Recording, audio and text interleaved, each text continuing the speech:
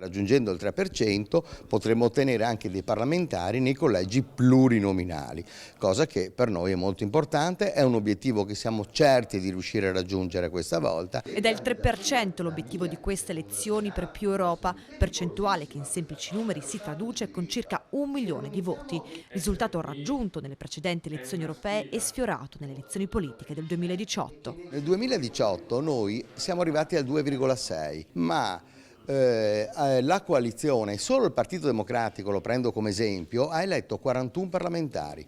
Di questi 41 parlamentari 19 sono stati eletti per la differenza che nel 2018 è riuscito a fare Più Europa.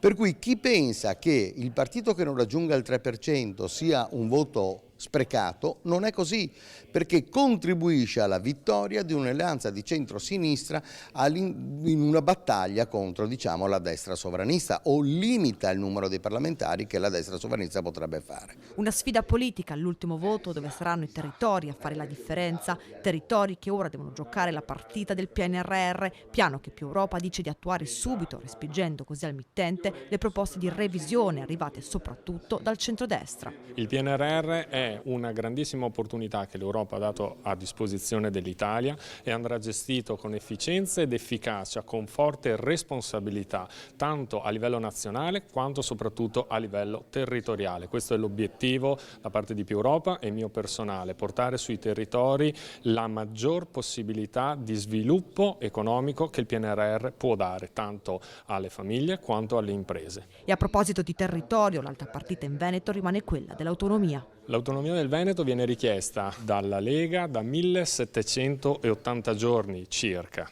e ancora oggi continuano con il mantra dell'autonomia del Veneto. Più Europa è un partito federale, federalista a livello europeo. Noi poniamo la centralità dei territori all'interno di un mosaico nazionale. Risulta comunque strano che la Lega, forte della propria autonomia, della propria storia legata all'autonomia, stia con un partito, quello di Fratelli d'Italia, che invece è storicamente romanista e centralista.